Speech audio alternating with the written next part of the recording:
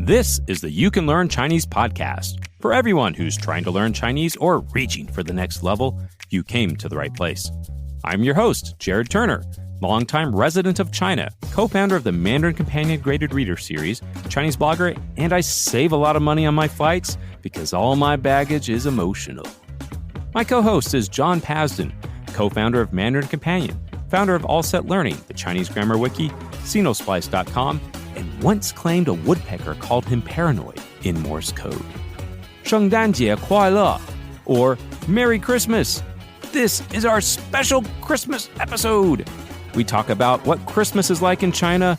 We'll talk about some of the Christmas words in Chinese, and we even have a Name That Tune for some of the Chinese Christmas carols. And it's all to bring you some Christmas cheer in Chinese. Now, this episode, our guest interview is with Mervyn Cook, a writer, poet, storyteller, Chinese speaker, and a generally fascinating individual from Northern Ireland. He shares with us his journey of life, death, sorrow, and happiness. This is a special interview for a special episode. All this and more, let's get to it. Hey guys, this is Jared Turner. Hey, I'm John Pasden, and Merry Christmas, everybody. Merry Christmas to you, John. Hey, well, we got a great show lined up today that's going to fill you with Christmas cheer. But before we get into that, we have a couple of reviews that we're going to read. All right. Our first review, it comes from LX Joseph from the United States. And LX Joseph says, a vital and valuable resource for Chinese learners old and new. Thank you, Jared and John. This podcast is a godsend for me. Arriving in my first year of studying Chinese, I learned best with a heavy dose of theory, something that's been lacking from my language classes. I've been longing for a resource that'll help me build a framework for my growing vocabulary. And lo, here it is. To be clear, this podcast isn't going to teach you Chinese, but it is going to teach you how to learn Chinese. Or at least that's the idea. There's 1,000 apps and books for cramming characters and phrases, but a distinct lack of ways to bring it all together. You Can Learn Chinese looks like a very promising and entertaining attempt to fill that gap. Thanks, Joseph. We appreciate it. Thanks a lot, man. We're glad you're benefiting from it. Okay, so I have one other review from Amy the Orangutan via Apple Podcasts in the UK. And she says, amazing podcast for anyone who wants to or is learning Mandarin. I think this podcast is an essential first step for anyone who is thinking about or interested in learning Chinese. Even though it doesn't actually teach you Chinese, it will help you lay a good foundation, set a reasonable expectation, and will make your learning journey much more enjoyable and efficient. For people who are in the process of learning, it is full of excellent advice, tips, and tricks, and funny and interesting stories of people who have gone through the years of struggles and ups and downs to keep you motivated. I can't recommend this enough. Well, thanks a lot, Amy. Yeah, thanks, Amy. And a question for, is Amy, is she an orangutan or not? Are you targeting the primate demographic, Jared? I don't know. I mean, we're casting a wide net here. Anyway, all right. So our show today is about Christmas, everything about Christmas in China and a little bit about Christmas in Chinese. And John, you've got something we're going to kick off here with. Right. So I dug into the archives of my website, Sinosplice. I have some Chinese Christmas songs. So they're Western songs, classics that we all know, and then they're actually sung in Chinese. I thought it would be fun to share some of those songs.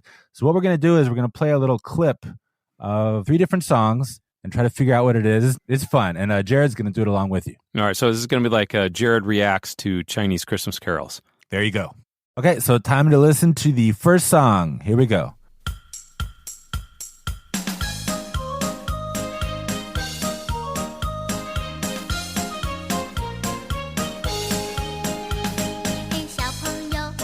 Oh, yeah. Oh, yeah, this is jiving. Man, the Christmas spirit's coming real hard now. Oh, don't be afraid, little friends. Oh, Santa Claus, he's coming to town. Doesn't this song ever creep you out, though, John? I mean, because, he's like watching you when you're sleeping and like, who does that? No, man, that's just Santa. That's part of the deal. Yeah, I guess it was as a 不要怕, so I guess, I shouldn't be afraid. Wow, okay, Santa Claus is coming to town, guys.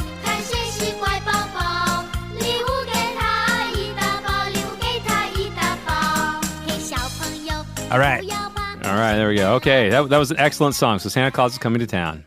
Okay, and if you want this full song, we're going to have a link where you can download it in the notes of the podcast. Okay, so next song. Are you ready, Jared?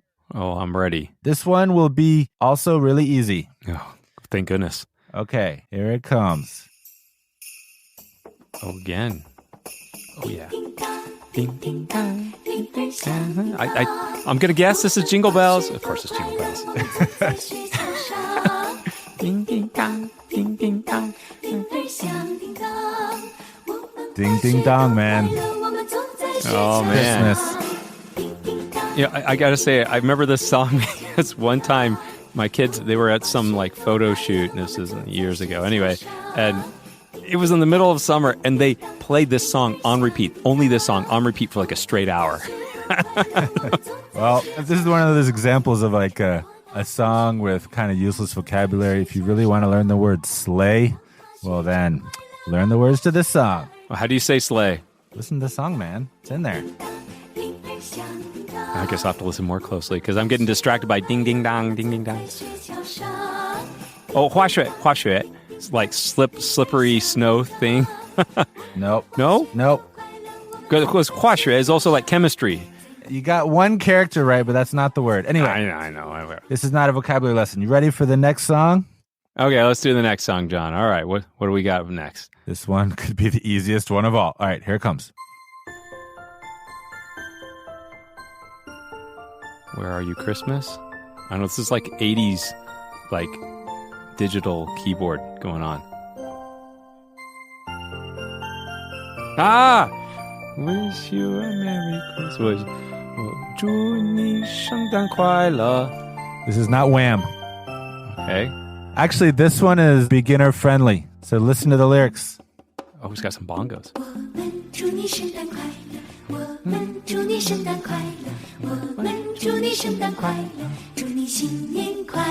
Yes! That's super easy.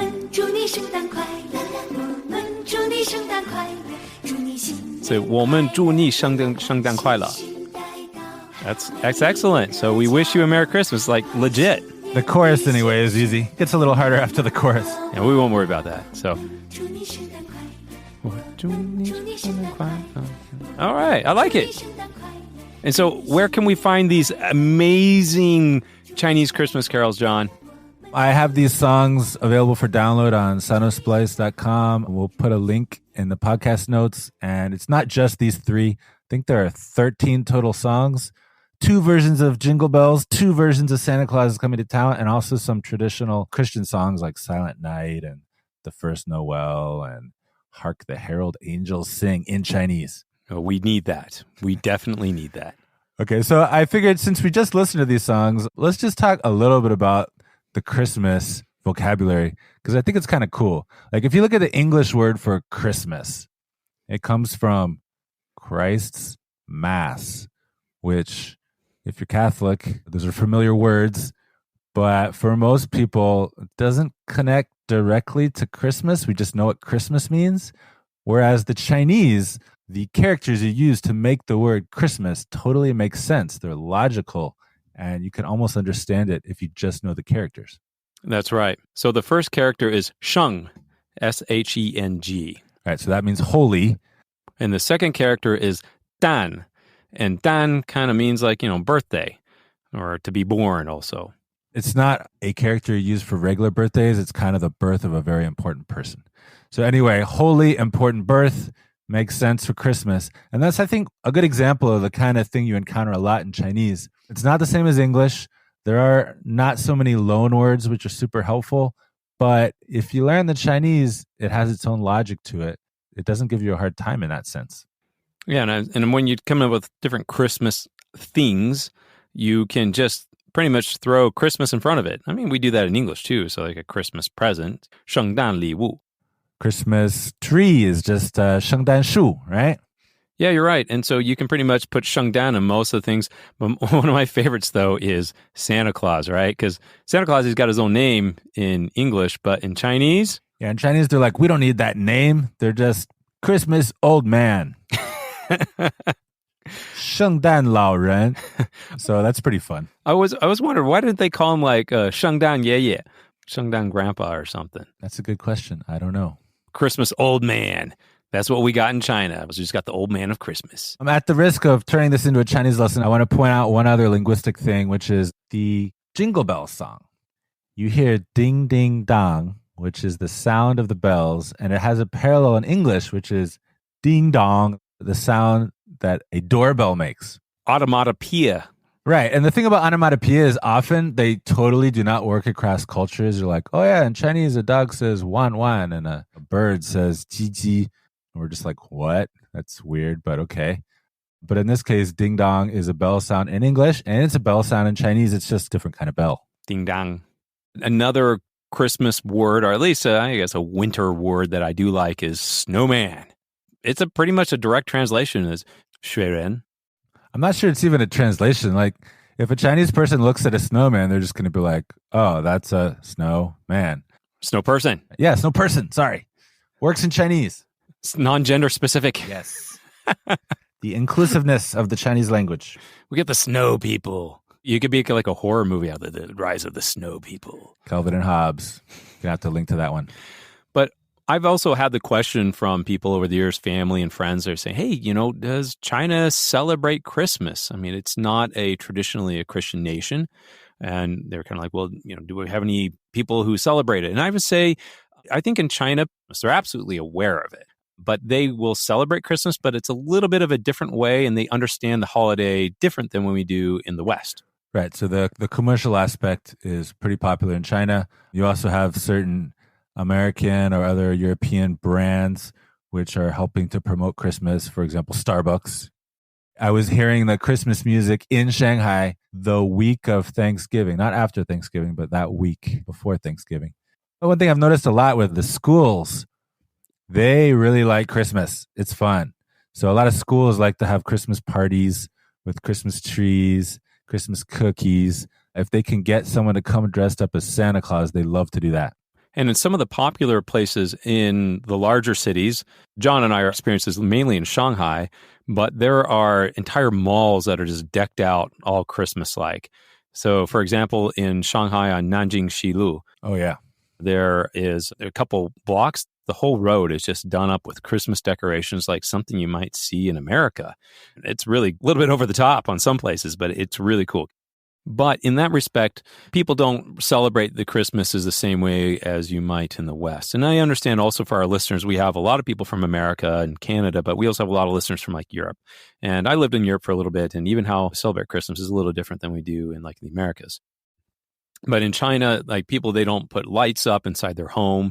You might have families that will put up Christmas trees, but it's more, as John had mentioned earlier, more of a commercial holiday. And people may have gifts that they might give to friends, but it's not celebrated in the same respect. A good example would be, to illustrate the point, might be this. Back when I was in Shanghai, we had some Chinese friends who, Christmas was coming up, and they said, hey, let's have a Christmas party. And we'll have a party on Christmas Day. And I was like, it's not that kind of holiday, at least how we celebrate it in the West. It's something where you spend more with your family. And so it was kind of like, guys, we're not going to do that and bring out all these family and friends because we're going to be at home celebrating with our family. Yeah, I've noticed that too. And I've also noticed how if you look at 'Twas the Night Before Christmas and a lot of the other Western Christmas lore, Christmas Eve is a big deal. Some people kind of think of Christmas Eve as Christmas. And because Christmas Day doesn't have all that anticipation or whatever, I know quite a few people who thought Christmas was on the 24th and that the 25th was nothing. Somehow I've explained it to some of my Chinese friends is I relate it to like the Chinese New Year. And that comes around at usually the end of January or the beginning of February. It's on the lunar calendar, so it changes every year. But that time for the Chinese New Year is a little bit more how we would celebrate Christmas in the West. Right, but we do spend like a whole good chunk of December like having parties, doing decorations, giving gifts, eating too much holiday food. So partly they didn't realize that, we have a good week or two before Christmas to be doing all this party stuff too. That's also a good point, because I remember during the whole month of December, at least in the States, you just say Merry Christmas. But I've said that to people in China, like in the first week of December, and my Chinese friends were like, why are you saying that? It's not Christmas yet. I'm like, but it's Christmas time, it's Christmas season. And so that gives me another opportunity to explain Christmas. It's not just a day, it's a whole season. And so anytime during December, you can tell someone, Happy Christmas. Yeah. There's one other interesting thing about Christmas in China, which is, as we mentioned, a lot of the commercial aspects of Christmas are popular in China, Santa Claus, gift giving, that kind of thing, Christmas trees.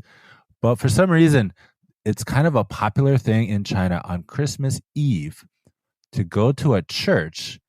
And, even though you're not a Christian, you go to a Christian church and then you listen to their Christmas Eve program, the choir singing Christmas music. And I've talked to some friends, and that's basically the only time they ever go to a church. It has somehow become a little bit of a tradition for people to go to churches on Christmas Eve to hear the music. John, I haven't been to any of the cathedrals on Christmas Eve there, but I assume it's packed. Oh, yeah. It's kind of scary. And for anyone listening, I think some people might be like, what? There's a cathedral in China? Yes. How many cathedrals do we have in Shanghai? 2? There's a big one in Sheshan. It's technically a basilica or something like that. There's the Xujiahui Cathedral. So there are churches in there. The Catholicism is a recognized religion in China. So you do have some of these Christmas traditions which are carried on and go on in China. And because religions are not allowed to proselytize in China, it's kind of a rare opportunity for Christian churches because the people are coming to them. And it's like, you want to hear Christmas music? All right, we can do that. Come to our church. And I've also found that a lot of Chinese people are curious about religion. Maybe they haven't been raised religious, but they're curious about it. So it's an opportunity there for them to kind of, say, hey, what is this all about? And to just learn a little bit more about Christmas. And you do feel a little bit of that Christmas spirit. I've had some great experiences there in Shanghai. Usually in the couple of weeks leading up to Christmas, what my always tradition is, it's cold in Shanghai and I ride an electric scooter everywhere. So I wear a Santa hat everywhere I go. And I'd say, Merry Christmas to random people or on the street, or I'm stopped at a light and when this guy's next to me, I just start talking to him. So it's usually kind of fun. Really trying to spread the word that Christmas time is more than 1 or 2 days, huh? Absolutely. Absolutely. It's important to be culturally sensitive and to learn about the Chinese culture, but it's a two-way street because there are a lot of Chinese people who are also very curious and are interested in your culture. So from your country, where you're from, it's one of those things that people are very open and receptive to, holidays. And of course, Christmas, everyone knows what it is. So it's always been a great opportunity to share a little bit more of that Christmas spirit and Christmas cheer with different people. Yeah, but it's interesting because it's give and take, right? I mean, if you're in China, you're not there to teach the Chinese how to do everything the Western way. The Chinese are going to do things the Chinese way, and they might have some questions, but it's not like we're on a mission to change how people celebrate Christmas. Christmas, it's a wonderful time. It is celebrated all over the world. That's our Christmas show. So now you know a little bit more about Christmas, how it's celebrated in China. 圣诞快乐. Merry Christmas. All right, we got a word from our sponsor. And our sponsor is Mandarin Companion. And we have a new book. That's right. This is our 4th breakthrough level book, and this book is called Xiaoming Boy Sherlock. So if you're familiar at all with our level 1 books, you know that we have a Sherlock Holmes adaptation. It's the story of the Chinese Sherlock, our guy. His name is Gao Ming. He was once a young boy in the early 1900s in China, in Shanghai, and he had adventures then too. A little bit like Encyclopedia Brown, you might say. So he encounters a number of mysteries in this book. It happened at school and in the neighborhood. And using his wit and cunning skill, he solves the mystery and saves the day. Kind of saves the day. Yeah, you might be wondering, breakthrough level, that's only 150 characters. How can you tell a mystery? Yeah, trust me, I was thinking that same thing for a long time. It wasn't easy to tell a mystery at 150 characters, but we did pull it off. We did. It's done. So you can get it today. Get it on Amazon, iBooks, Kobo, and get your copy today. So it's our new breakthrough level book that's written using only 150 basic characters. So go out there and get it today for Christmas. Christmas books, yay! All right, now we've got some rants and raves. John, what do you got for us today? You got a rant or do you have a rave? I have a rave. And we were talking about Christmas earlier and a little bit about the religious aspect, but I'm going to go full on commercial in my rant. And unfortunately, we are not paid for this ad, but I got to say, China has this type of coffee at Starbucks only during the holiday. It's called Toffee Nut Latte. And I don't know what it is about that coffee. You can't get it in the States. Like when I go to the States for Christmas, all they have is like eggnog latte, which I hate, or like ginger spice, which I hate. But Toffee Nut Latte is awesome. So if you're in China in December, try it. Get it today at Starbucks. All right. How about you, Jared? Rant or rave? All right, John. I have got a rant. That's right. So I'm going to counterbalance your rave. So, one of the big things that John and I were always talking about is extensive reading. Okay. So, it's reading at your level and reading a lot of stuff that's interesting to you. I got to remember like about 6 years ago when we had first started out Mandarin Companion, I remember talking to a Chinese person about extensive reading. And they're like, oh, we did extensive reading in college. And so she had done a degree in English. She's like, oh, yeah, we had extensive reading. And I'm like, really? You did? She's like, oh, yeah, everyone had to take it. And I remember talking to her a little bit about it. And it was kind of like, I'm like, this didn't sound like extensive reading. They're reading like difficult books in this class. So I came across this research paper recently, and it was an evaluation of 8 extensive reading course books in China. And these were extensive reading in English for Chinese university students who are, trying to go through an extensive reading course.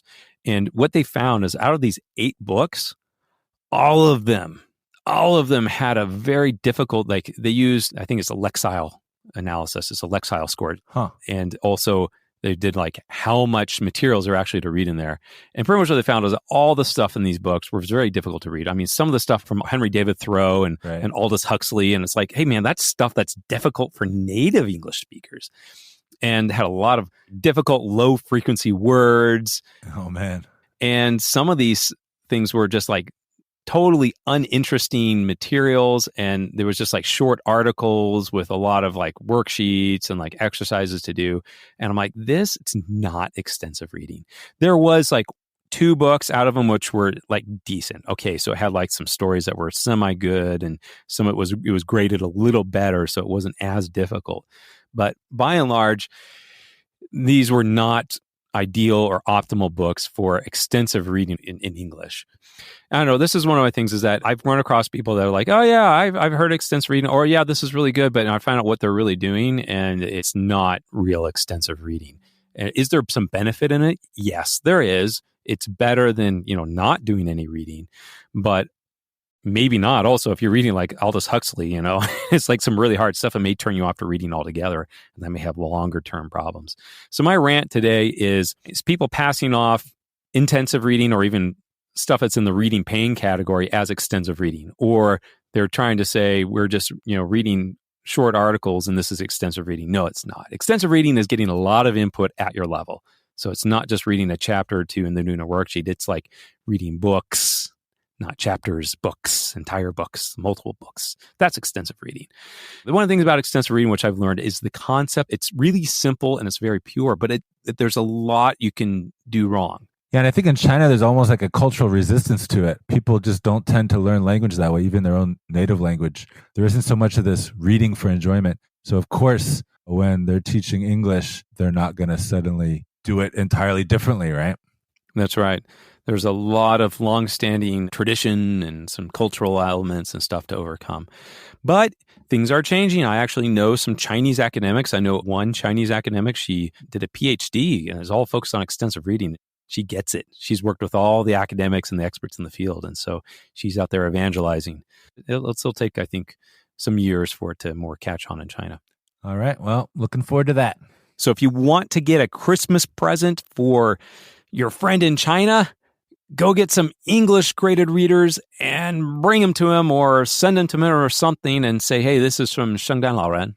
Well, Jared, tell them what are some good English graded readers? Oh, you know what? There's actually a lot of them. There's the Oxford bookworms. You can actually buy those in China.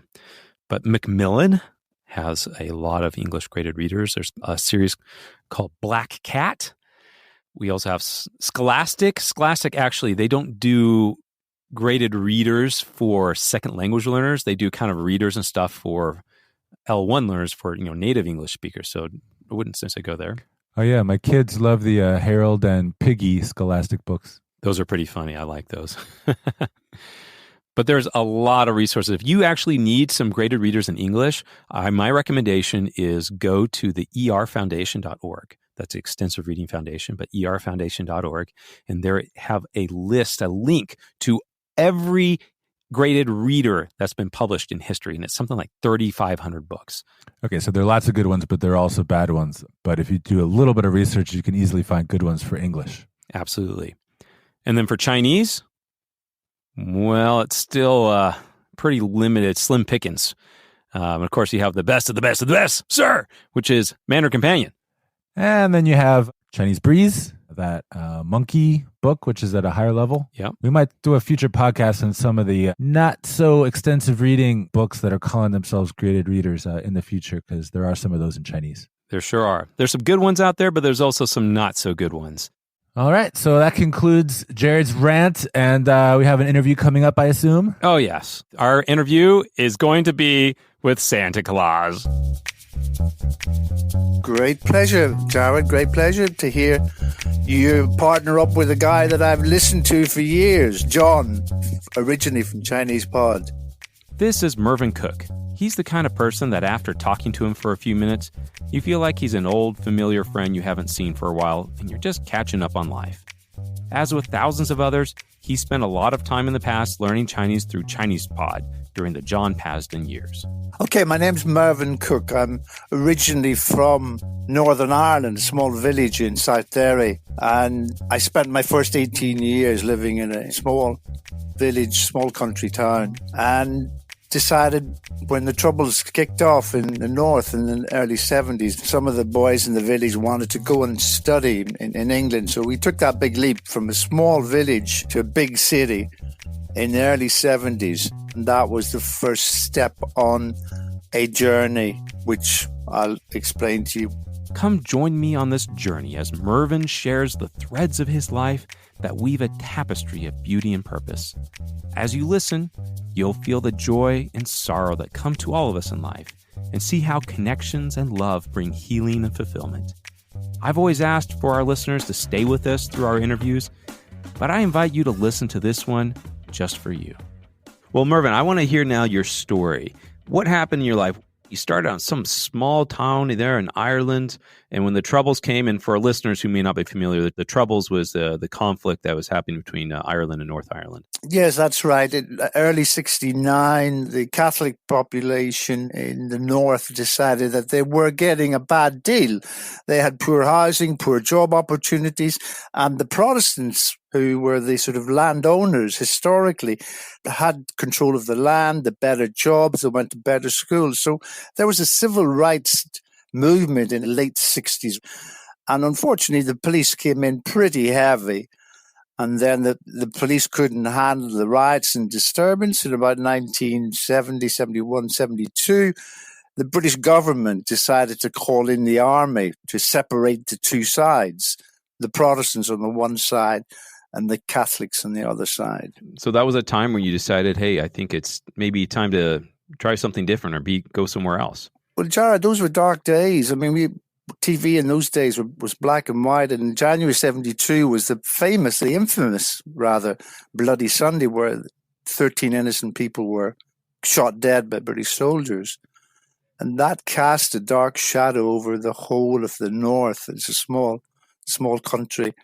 And we were deciding to go to university, and for some reason I had this desire from a child to go to South America, to go to Brazil, based on reading a book as a child in a very small primary school in our village in South Derry. And I had this itch to travel. The Troubles kind of gave me that opportunity to say, okay, let's make that first move. Let's take that first step. And I did. And I came to England, to Reading, which is outside London, and studied at university for 3 years. I studied physics and maths. So you say physics and maths. I mean, I assume you had an interest in that before. You did move to South America. What kind of happened there? Well, it was one of these things in life, Jared, that I screwed up in my university application. I wanted to become, because I've written a book about life on the land and farmers and stuff. I worked in a farm as a child, and I wanted to do a degree that was related to agriculture. But I had to study biology and botany and zoology and this. And when I got to the first semester, I thought, hey, what am I doing all this stuff for? I got A levels in maths and physics and chemistry. So I went out the back door of the agricultural department, and in the back door of the maths and physics department, I said, hey guys, can you give me a home? So I completely screwed up on my university admission.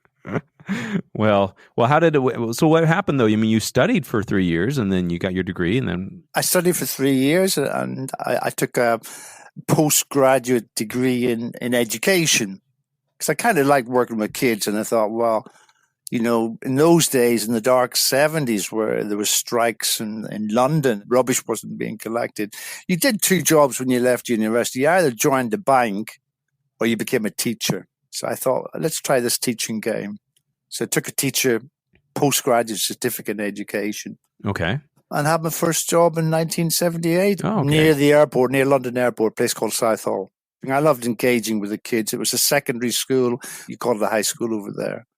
So, and I taught them maths, and I loved doing that. Moved to another school, and then I got itchy feet. This desire to travel, to go to South America, was always in the background saying, Mervyn, you got to make a move. You got to make a move. So did you go? I looked at the Times Education Supplement, which was the main teachers' newspaper, and they were advertising for a job in Brazil, and I applied for that. That kind of fell through. So I had to take out an atlas. In those days, we didn't have Google Maps. We had no computers, nothing. I had to get one of these big atlases out. And where the heck's Brazil? Oh, it's the East Coast, South America. Okay. And then a job came advertised in Peru. And I thought, where the heck's Peru? Get the atlas out again. It's in the South America. It's on the West Coast. And I looked at it and I fingered all the exotic places like Machu Picchu, like Sacsayhuamán, like Cusco, the Inca Empire. And I thought, I'm going to go there. I'm going to go there. So I got my first foreign posting for 3 years in a private girls' school in Lima, Peru. Lima is the capital. It was the start of the realization of a childhood dream, which was initiated by reading a book about Brazil as a child. So I was kind of following this inner feeling about, got to go to South America, and I made it happen. I worked in Peru for 5 years, met my wife, stayed well clear, Jared, of the expatriate community, mixed with the locals, learned to drink like the locals, learned to talk like the locals. And I thought, hey, this language stuff is easy, Spanish. And I subsequently married my wife, Elizabeth. She was my girlfriend at the time. We've been married for 30 years. We got 3 lovely boys. They're half Irish, half Peruvian. So they got a beautiful pedigree. That's amazing. And I think it's amazing how sometimes those things, when you're young, they just stick with you, right? It sounds like there was that book. It made such a big impression on you that it stuck with you for a large part of your life. A book inspired me. So I've been to schools and I give talks and I read from books and I do live recordings. And I tell people that literature, books can change your life. I have a copy, Jared, I found an old copy in a secondhand bookshop years ago, and I still have that book to this day. The original book? Copy of the original book. That's amazing. And it's testimony to the power of the written word, to the power of writing your thoughts down and putting them in paper. You can inspire other people. I was inspired. And I subsequently wrote and published a book of my own, which has inspired other people to do similar things. That is inspiring. Jared, there's a thread through the whole of the journey, from leaving the shores of Belfast to coming to England to going to Lima, and from Lima, Peru, after 5 years, taking the next step. Well, Mervyn, then tell me about what happened here. We want to hear about your experience learning Chinese, but you have such an interesting story already of leaving Ireland during a troubling time, your university. You end up in Peru. You meet a local there. You marry her. You're starting a family. What happened along this journey where Chinese became part of your life? Well, after 5 years, Jared, in Peru was going through a very difficult time. They had what we call toque de queda, which means they had curfew. The army was in the streets. The government was being run by the generals. There were terrorists running around. It wasn't a nice place, but my wife and we got married in Peru, but we decided to come back to London, to the UK. I came back to the same place in London where I'd been teaching, and my wife came with me, and we made a fresh start. I didn't go back into teaching, but I was looking for other avenues of work, and I started working as a sales guy on the phone and started to have a family. The big thing, Jared, was, there's two people in your life, yourself and your partner, and then suddenly you got kids. Yep. You're number 4 and 5 on the pecking order. The kids come first. Do you know what I mean? Yeah, I do. So the kids went through primary school. They were starting to go to high school, as you call it over in the States. We call it the secondary school. And they were, by the age of 9 and 10, they were fluent in Spanish. So we became a bilingual house.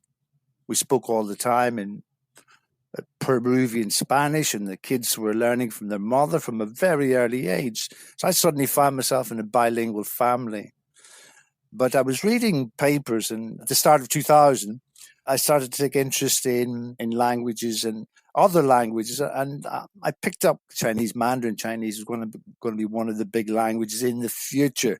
So I said to my boys, listen, you guys are great at Spanish, but the language you need to learn in the future is Mandarin, Chinese Mandarin. And that was around about 2006. And on the 1st of January 2006, I know the date, Jared, because I kept a series of diaries when I became a father, which had my sort of goals and aims and things I wanted to do in my life. Mm-hmm. And I have an entry on the 1st of June 1994. That was the first diary. And on the 30th of June 1994, there's an entry in the diary. It says, learn Chinese, in brackets 3, and a date beside it, 30th of June 1997. And I've got that written down in the book. I've kept all my diaries. That never happened in 1994. It never happened in 1997. But at the 1st of January 2006, a CD fell out of the Times newspaper when it was delivered through the door, a CD, and the CD was Teach Yourself Mandarin. The date's important, Jared, 1st of January 2006. And I said to the boys, okay, guys, I'm going to set an example. I'm going to start learning Mandarin. I mean, you had something came in the newspaper, but how'd you get into this? Well, the thing is, at the beginning of every year, new resolutions, the sort of stuff, Jared. Exactly. Get fit, go to the gym, get a bicycle exercise, start running and stuff like that. And language is one of those things that push at the beginning of a new year. You learn a new language. I thought, I'm going to go for this. And the editor of the Times on the CD, I listened to it, and the guy said, and in the words of Chairman Mao, famous quote, hao hao shi shi, tian tian shang shang. Keep studying and you make progress. Yeah. And I remember that. And that was my first attempt at doing. And I've spent 1st of January 2006. It's now been 13 years, 11 months and 5 days. Exactly. Wow. Today's the 5th day of the 11th month of the 13th year. And each day I would do a little bit of studying, and I used a lot of different resources. Chinese Pod was an initial one that, I've listened to so many conversations, and I just kept going. I kept learning. I kept finding people to talk to, and I just stuck at it. It's easy to give up. Mm-hmm. It's hard to keep going. And that 5-year period, Jared, was a difficult period for me because the 1st of January, I started learning Mandarin. In March, April that year, my mum passed away. Mm-hmm. The following year, my father passed away. Mm-hmm. And then the following year, 2008, I went to Beijing. And in 2011, I wrote my first book of Irish poetry about life in Ireland in the 50s. So you had a lot going on in your life at that time. Well, listen, I was cracking up. I'm telling you, Jared. My relationship is losing both your parents is the biggest roadblock in your emotional drive in life. Losing both of them in such a short space of time. I suffered from relationship problems. I suffered from drinking, and somehow this sea of calm and being able to write down and study and study my Mandarin, it kind of gave me like a life belt. Do you know what I mean? Mm-hmm. It kind of saved me from going through a difficult time. Yeah. And in that 5 years, I really cracked into learning it and doing exercises every day and studying and reading a bit. And that's really when it took off.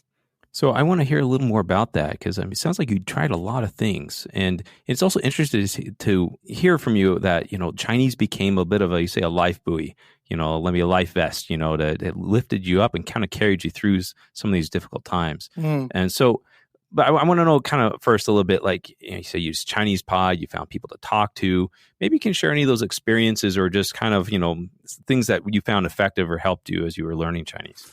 Well, I was working in London at the time, Jared, and I had to find a Chinese speaker. You just can't learn from a book. You can't learn from an app. You can't learn from an online tutorial. You've got to get out there and you've got to speak to people.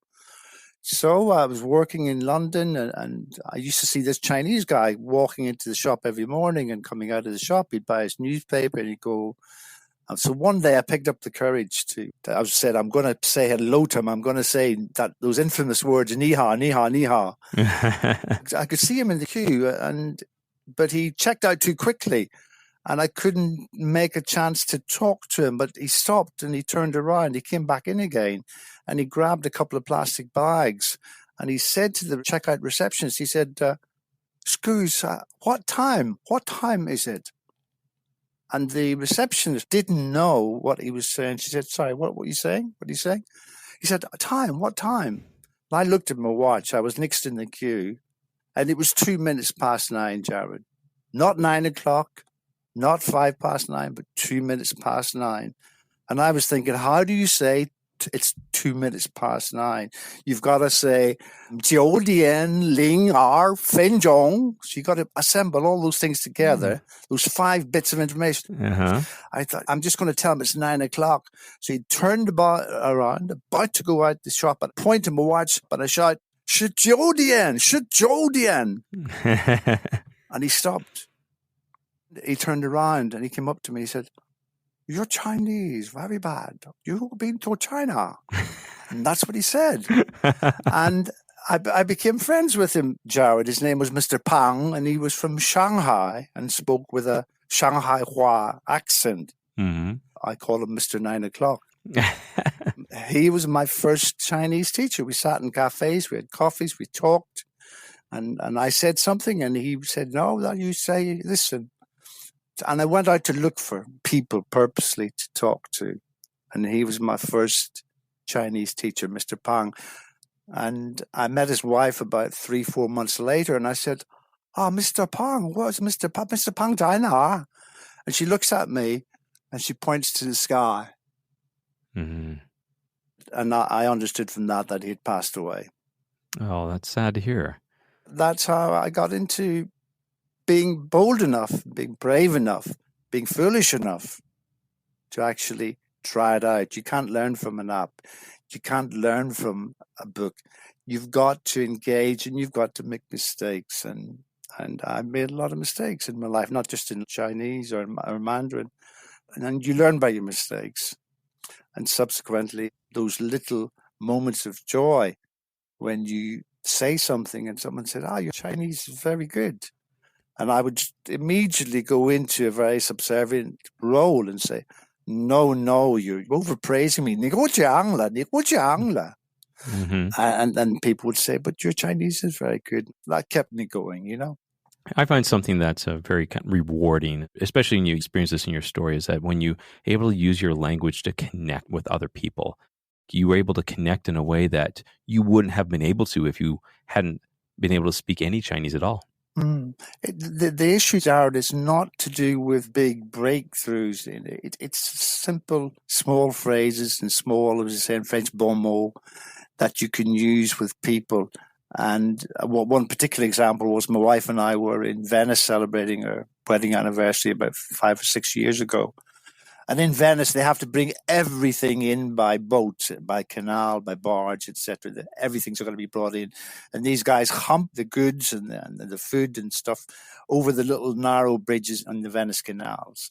And they shout, attenzione, attenzione, attenzione, which kind of means, watch out, watch out.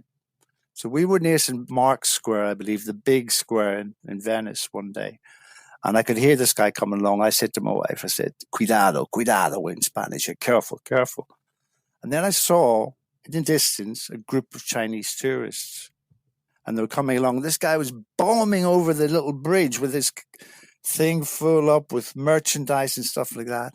So I shouted, Shaoxin, Shaoxin, which I'd learned when I was 2008 walking the Great Wall. I kept saying, be careful on the steps, Shaoxin, Shaoxin, Shaoxin. So I shouted, Shaoxin, Shaoxin.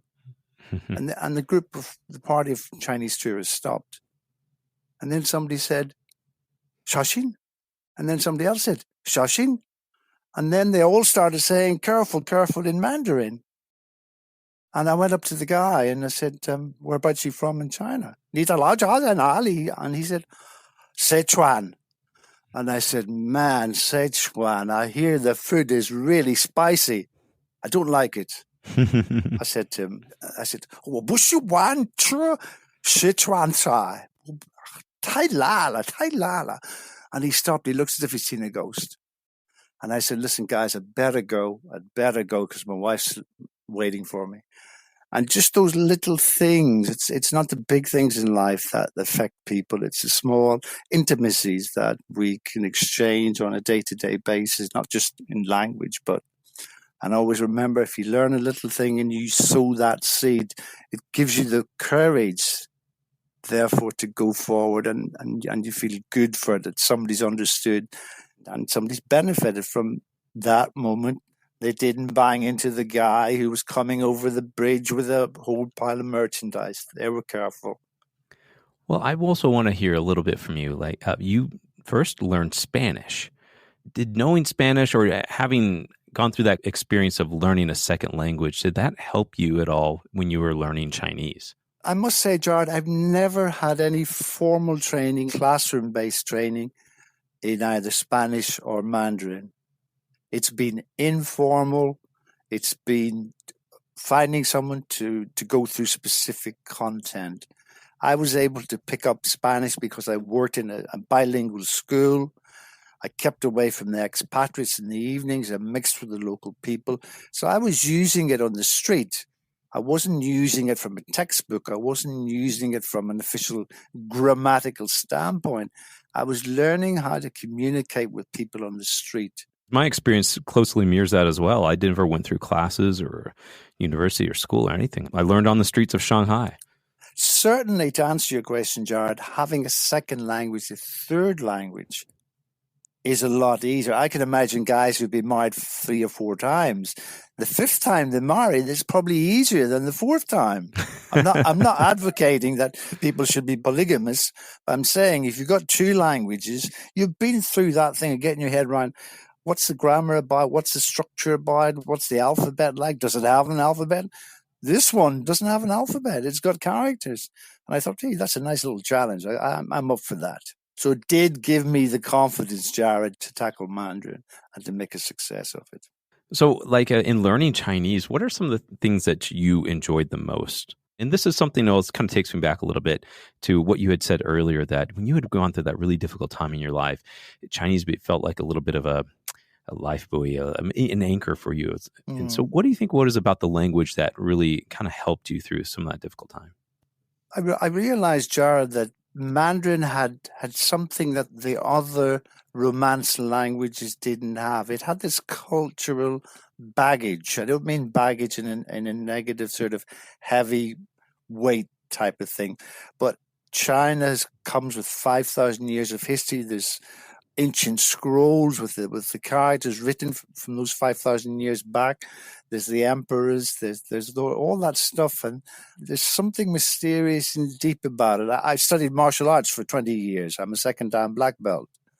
And I got into the Japanese culture and the Far East, and that I was kind of interested in that. So for me, the joy in learning Chinese was I've got a book which is How to Read a Chinese Poem, an anthology of Tang Dynasty. And here's me reading about Tang Dynasty and about the poets, like Li Bai, and there's a couple of them. I'm bad with all the poets' names too, so don't worry about that. And I thought to be able to read a Chinese poem, first of all in pinyin, they do a pinyin translation, then they do the traditional character set, and then they do the simplified Chinese characters. I was able to read that and think, whoa, this guy's talking about one night in midwinter or something, and he's drunk some rice wine, and he's fallen down underneath the chrysanthemum bush, and he's smelling the fragrance of the chrysanthemum bush, but he's had too much to drink. And I'm thinking, hey, this guy's no different from anyone else. He's had too much to drink and he falls into the ditch. But you know what I mean? And that was a joy for me to actually be able to read Chinese poems, to read about, for example, the last empress of China, the Empress Dowager Cixi, I think she was called. I read that book as well, and I was able to dive into the language through history, through poetry. And I'm a poet myself. I wrote my first book of poetry just after my father passed away, and that was another cathartic, I think the word's cathartic, where it helped relieve the emotional angst and the pain that you suffer through. Mm-hmm. So a combination of learning Mandarin, of becoming a poet and writing down, and I was able, therefore, after I wrote the poems, to publish them on one of the Weibo sites, which is like a Chinese equivalent of Facebook or Sina-CN or something. Yeah, it's kind of merged between Twitter and Facebook, Weibo. Yeah. I managed to work out how to get into the website, but you had to put in a username password, and I managed that. And I just posted a few poems, and people wrote back to me and said, oh, Mr. Marvin, your poetry takes me back to ancient time in China. And I'm thinking, how did this happen? I just blogged a poem in English, and this guy was really affected by it. And I thought, well, you know what, Jared? Emotions, loss, and love, we're all the same, no matter whether you're from Sichuan or from Sligo, whether you're from Beijing or Belfast. We all suffer the same highs and lows in life. And I was able, through my Chinese, to use poetry as a vehicle to communicate with people.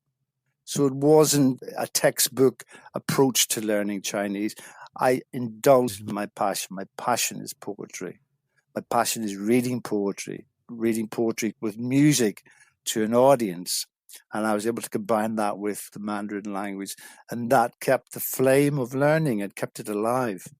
That's such I think, a meaningful story. And, I've experienced that too with Chinese poetry. It can be difficult. And for any listeners out there, I don't really usually advocate going out there reading poetry to learn Chinese. It's more of something to appreciate Chinese when you have at least a comparable level.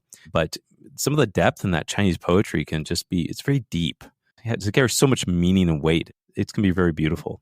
We have an art center at our local churches, and they have an open mic session where everybody turns up and they play guitars and they sing songs. And they have one poet. I'm the resident poet. And I get up and I can't sing, Jared. I can't play an instrument.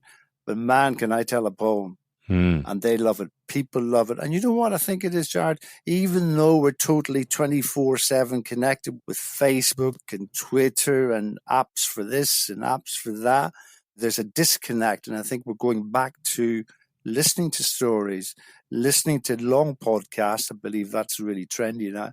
And listening to stories from people and compare them to our own stories, back to a sort of a non-technical, a non-IT, a non-app-based way of doing things.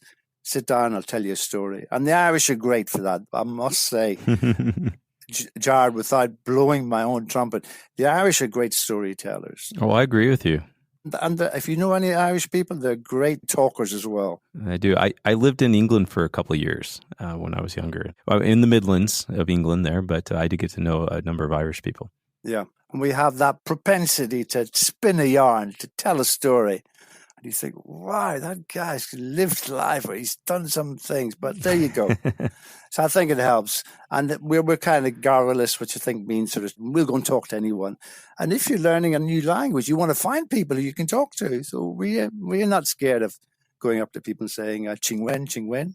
You should ma. We should be Ireland, and it just starts and starts.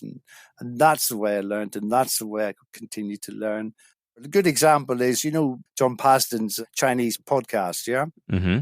They have newbie lesson, intermediate lesson stuff. I would drive to work every day. It's an hour there, an hour back. I'd listen to them, and maybe once about ordering coffee. So when I go to order my coffee at work in the morning, I'd order it, of course, to the lady. It's to give me a black coffee, a big cup, and no sugar. But underneath, almost like in a soft voice, I'd say it in Chinese. I'd imagine myself saying, "给我一杯美式咖啡，打一个大杯无糖." And I'd say that underneath my breath, yeah? Mm-hmm. And that was like a kind of thing to keep it going, to keep the momentum going, particularly after 13 years, 11 months, and 5 days. You got to have something to keep the momentum going. That's a clever way to do it. I like that. Well, Mervyn, this has been a fascinating discussion, and I really appreciate you sharing all these very, intimate moments and experiences in your life and how it relates to Chinese. Something I would like to ask you, you are a poet, you're even a resident poet. Do you have a favorite poem in Chinese? I do, Jared. If anyone is Chinese speaking or knows about poetry in China, there's one name that stands out. I do know that a lot of Chinese people I've spoken to can recite some of these poems by heart. So I'd like to read one from a poet that was born in the Tang dynasty, Li Bai, his name was. So we're talking about 699 BC and 762. He died in 762. And he wrote a poem which in English is translated into A Thought on a Still Night. And it's a very short meter, it's a very short style, and the Tang and the Ming dynasty poets wrote very short, very focused poems. Let's hear it. 经一时，窗前明月光，疑是地上霜。举头望明月，低头思故乡。A thought on a still night. Before my bed, the bright moonlight looks like frost upon the ground. I raise my head to watch the moon, then lower my head and think of home. That's beautiful. Mervyn, thanks for sharing that with us. I really appreciate it. Jared, great pleasure. You have been listening to the You Can Learn Chinese podcast. Help us spread the word by sharing this with your friends, classmates, teachers, cousins, mechanic, carpenter, photographer, pharmacist, nurse, and that one guy named Jonathan. You can subscribe on iTunes or wherever you get your podcasts. And please write us a review so we know how we're doing. You can find us on Facebook and at mandarincompanion.com. Apologies to John Cena, we just ran out of time. The You Can Learn Chinese podcast is produced by myself, Jared Turner, and our editor is James Harper. I'd like to thank Mervyn Cook and to my co-host, the man, the myth, the legend, John Pasden. See you next time.